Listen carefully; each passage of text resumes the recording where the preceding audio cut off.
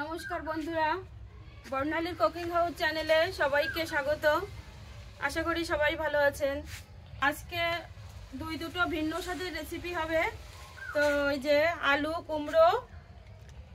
কুমড়ো দিয়ে একটা টক হবে, আর আলু পেঁয়াজ আর টমেটো দিয়ে তরকারি হবে। একটু ভিন্ন স্বাদের তরকারি। আপনারা পুরো ভিডিওটা দেখবেন আর রান্নার শেষে কেমন হয় সেটা জানাবো। আমি উনানে হাঁড়িতে জল বসিয়ে দিয়েছি, ভাত রান্না হবে। তো প্রথমে ভাতটা করে নেব, তারপর আমি এগুলো কেটে বেছে তারপর আমি রান্নাটা দেখাবো। আমি আবারও দুটো উনুন তৈরি করছি। তো এই উনুনটাও আমার রান্নার কাজে লাগবে। এটা হচ্ছে শিক দিয়ে তৈরি করা আঁচের উনুন। তো অনেক সময় কাবাব তৈরি করতে, ভুট্টা পোড়াতে তো এই উনানের দরকার হয়। তো এই উনানটাও আমি বানাচ্ছি। আর এই যে কড়াইয়ের উপরে একটা উনান আমি বানাচ্ছি, এটাই রান্না হবে অনেক সময়। তো এটা অনেকটা শুকিয়ে গেছে, এটাকে একটু কেটে সেটে সুন্দর করতে হবে। আর ওইটা এখনো ভিজা রয়েছে। এভাবে কেটে কেটে সমান করতে হবে, তারপর শুকিয়ে গেলে লেপে টেপে নিতে হবে।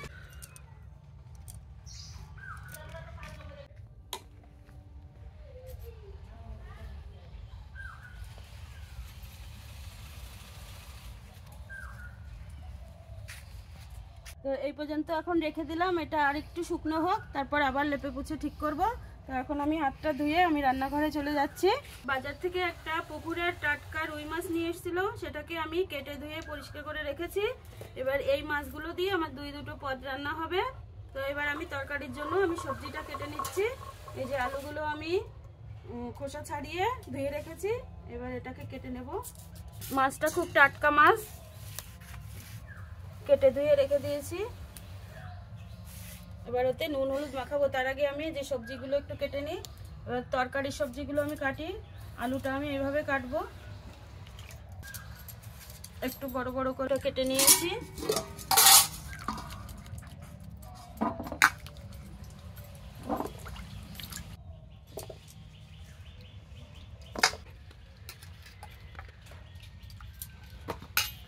এই যে এই পেঁয়াজগুলি দিয়ে তরকারি হবে। তো এই পেঁয়াজগুলি সবজি হিসেবে তরকারি মতো রান্না হয়। পেঁয়াজের ঝাঁজ কম আছে, তাই বেশি করে পেঁয়াজ দিয়ে পেঁয়াজের তরকারি হবে।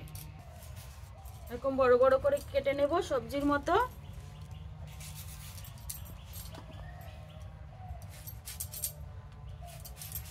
এই পেঁয়াজের একদম ঝাঁজ নেই, তো তরকারি খেতে খুবই ভালো লাগে।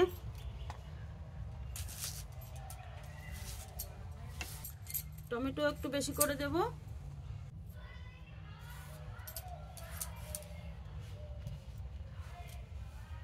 তরকারির জন্য সবজিটা আমার কাটা হয়ে গেছে। এবার টকের সবজিটা আমি কেটে নেব। এই যে প্রথমে হচ্ছে কাটবো কুমড়ো। কুমড়োটা খুবই মিষ্টি, কাটার সময় চটচট করছে। কুমড়োর বিভিন্ন পদ হয়, তরকারি, ভাজা, তারপরে অনেক কিছুই হয়। তো আমি আজকে করব কুমড়োর টক। এই টকটা সম্পূর্ণ ভিন্ন স্বাদের, খেতে খুবই ভালো লাগে। ছোট ছোট করে কুমড়োগুলো কেটে নেব। সবজির টকে অনেক পদের সবজি দেওয়া যায়, মূলো দেওয়া যায়, গাঁটি কচু, তারপর হচ্ছে ওলকপি। তো আমি অত পদের দেব না, আমি শুধু আলু আর কুমড়ো দিয়ে করে নেব। এটাও খুব সুন্দর হয়। টকের জন্য কুমড়ো কাটা হয়ে গেছে, এবার আমি আলু কেটে নেব। এরকম গোল গোল করে, গোল গোল একটু মোটা মোটা এইভাবে আলুটা কেটে নেব।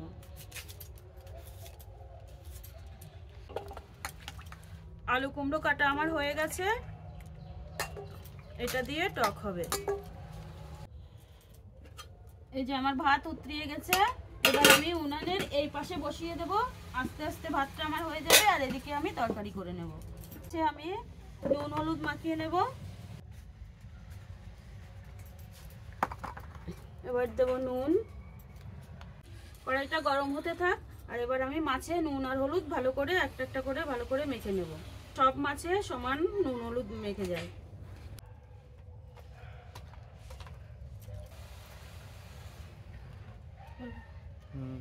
খুব ভালো করে আমি নুন আর হলুদ মাখিয়ে নিয়েছি।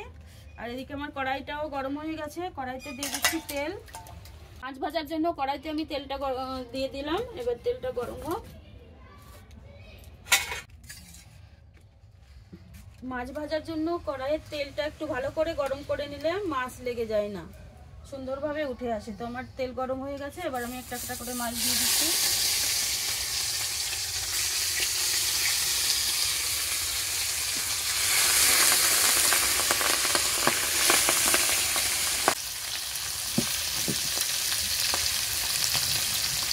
একটু মশলা করে নেব।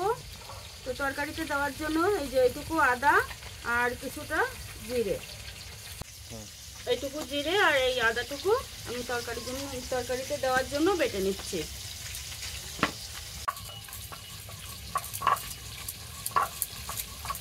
মাছগুলো আমার লাল লাল করে ভেজে নিয়েছি, এগুলো আমি তুলে নিচ্ছি।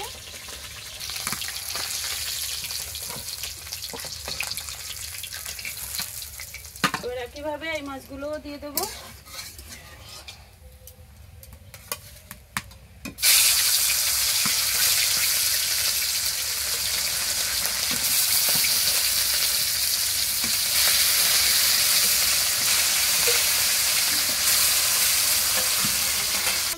ভেজে নিয়েছি, লাল লাল করে তুলে নিচ্ছি।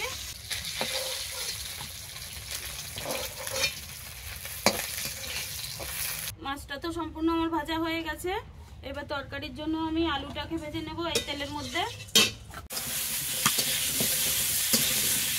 আমার ভাতটাও প্রায় হয়ে এসছে, সুন্দর করে লাল লাল করে ভেজে নেব।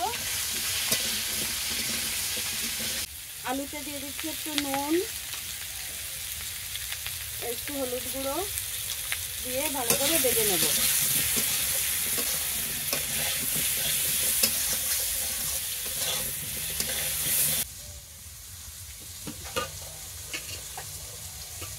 এদিকে আমার ভাতটাও হয়ে গেছে, ভাতটা এবার ফ্লেম জ্বালা দেবো।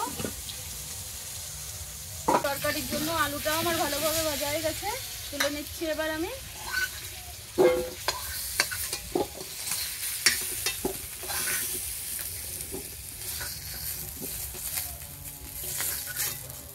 তরকারিটা বসানোর জন্য আমি আবার একটু তেল দেব।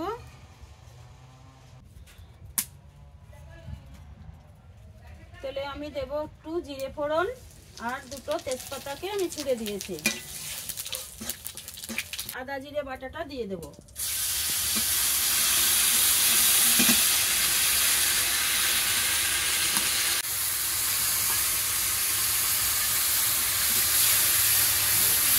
এরপরেই দিয়ে দেবো হলুদ গুঁড়ো, দেবো একটু নুন,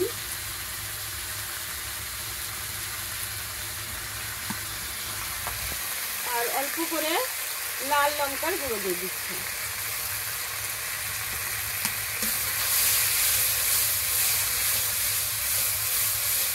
মশলা থেকে তেল ছেড়ে দিয়েছে, আমার মশলাটা কষানো হয়ে গেছে। এবার এর মধ্যে আমি আলুগুলো দিয়ে আর একটু ভেজে নেব। আলুর সঙ্গে মশলাটাও ভালোভাবে মিশে গেছে, এবার আমি জল দিয়ে দেব।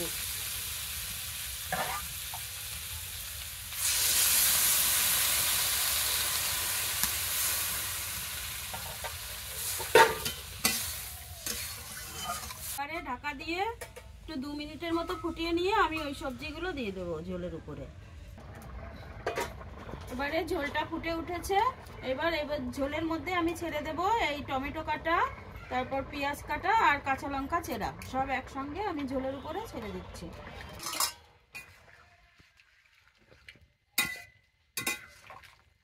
এবার আবারও আমি 2 মিনিটের মতো ঢাকা চাপা দিয়ে রেখে দিই, তারপর মাছগুলো দিয়ে দেবো। এটা তুলে দেখি। আলু পেঁয়াজ টমেটো আমার সবই ভালোভাবে সেদ্ধ হয়ে গেছে। এবার ভেজে রাখা মাছগুলোকে আমি দিয়ে দেবো।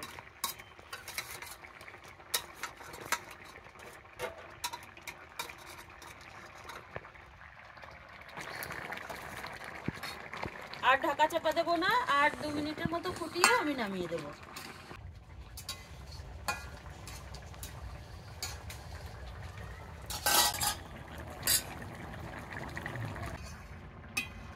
তরকারি আমার কমপ্লিট হয়ে গেছে, এবার নামিয়ে দেবো। এই গামলাতে ঢেলে নেব।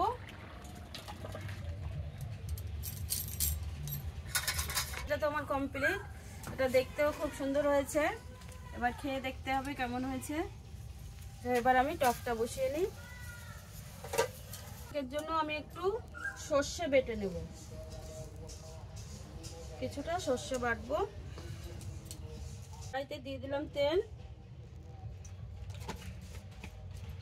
টকের জন্য ফোড়নে আমি দিয়ে দিচ্ছি সর্ষে আর 2টো শুকনো লঙ্কা। ফোড়নটা হয়ে গেছে, এবার আমি এই সবজিগুলো দিয়ে একটু ভেজে নেব।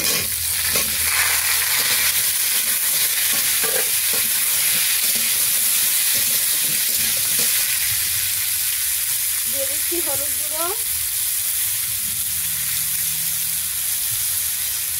দিয়ে দিচ্ছি নুন,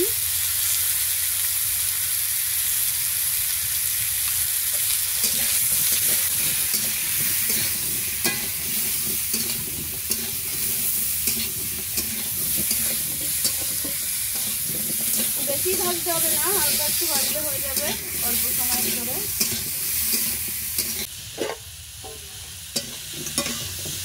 এই সবজিটা খুব বেশি সময় ভাজার দরকার নেই। তো হয়ে গেল আমার ভাজাটা। এবার একটু জল দিয়ে দেবো।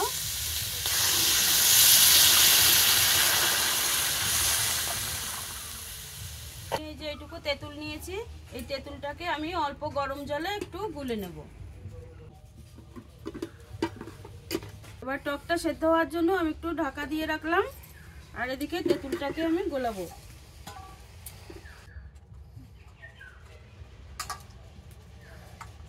জলটা ফুটে উঠেছে, এবার আমি এই তেঁতুল গোলা জলটা দিয়ে দেব।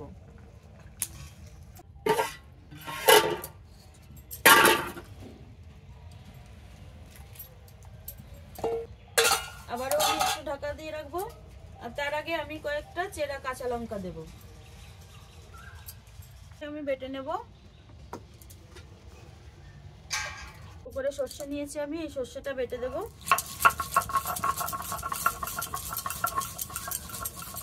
এবার ঢাকনাটা তুলে দেব।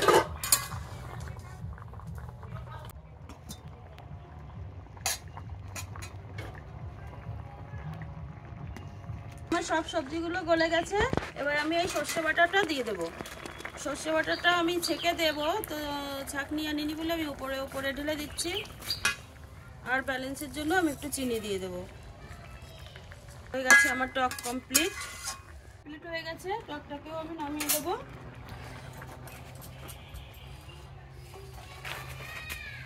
তো বন্ধুরা, এই যে আজকের আমার সম্পূর্ণ দুটো ভিন্ন স্বাদের দুটো রান্না, তো সম্পূর্ণ নতুন রেসিপি। আপনাদের কাছে কেমন লাগলো আপনারা কমেন্টে জানাবেন। ভালো লাগলে আমার চ্যানেলটিকে সাবস্ক্রাইব করে পাশে থাকবেন। আবার দেখা হবে নতুন ভিডিওতে।